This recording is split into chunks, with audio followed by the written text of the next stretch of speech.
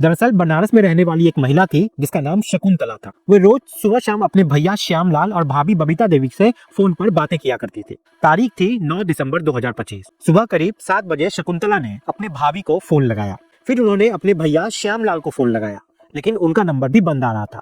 12 दिसंबर को रिंकू की बहन वंदना का फोन आता है। उसने कहा, भैया मम्मी पापा दोनों का फोन बंद है।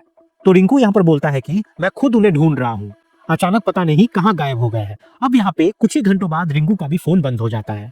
वंदना घबरा जाती है और सीधा जाफराबाद थाने पहुंचती है। 15 दिसंबर को अचानक रिंकू का फोन ऑन होता है। उसने सबसे पहले अपनी बहन वंदना को कॉल किया और कहा, घर के ताले पर एक और ताला लगा हुआ है, क्या उसकी चाबी तुम्हारे पास है? बहन कहती है, चाबी मेरे पास है, मैं जल्दी से तुम्हारे पास चाबी भिजवाती हूँ। लेकिन इसी बीच पुलिस भी वहाँ पर मौके पर पहुंच जाती है।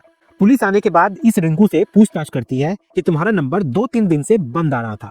अब वो यहाँ पे जो जवाब दे रहा था, पुलिस उससे संतुष्ट नहीं होती है। पुलिस उससे सख्ती से जब पूछताछ करती है तब वो पूरी कहानी सामने रखता है, जिसे सुनकर सबकी रूह कांप जाती है। साल 2019 की बात है।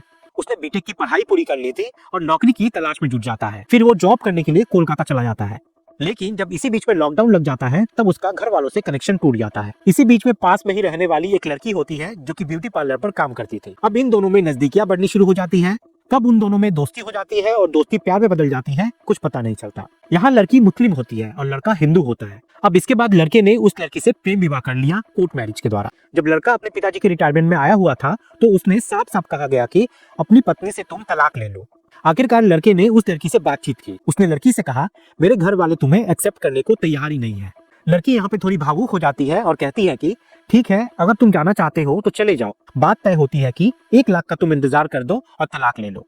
मैं अपने बच्चों के साथ ब्यूटी पार्लर का काम शुरू कर दूंगी और बच्चों की परवरिश मैं खुद कर लूंगी। जैसे ही उस लड़की ने ये बात कही, अम्बेश कुमार और रिंकू अपने घर जाकर परिवार वालों से बातचीत करता है। अब यहाँ पे ये सब बात सुनने के बाद घर वाले कहते हैं कि ये तुम्हारा ही फैलाया हुआ रहता था, तुम ही समझो, हम अपनी तरफ से कोई पैसे नहीं देंगे।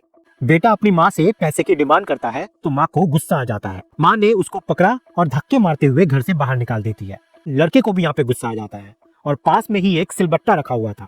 वो पूरी ताकत के साथ उस सिलबट्टे को उठाता है और उससे माँ के सर पे मार देता है। फिर अम्बेश कुमार उर्फ रिंकू ने अपने पिता को भी ठीक वैसे ही बिल्कुल सिलबट्टा मारा जैसे अपनी माँ को मारा था। फिर उसने अपनी माँ और पिता के 3-3 टुकड़े करके उसे प्लास्टिक के एक बोरे में रख देता है। वो अब यहाँ से उठता है और उठने के बाद सारे सामान को अपनी गाड़ी की डिक्की में रखता है और फिर सीधा लगभग वो यहाँ से 8 किलोमीटर दूर पहुंच जाता है गोमती नदी के बेलवा घाट पर।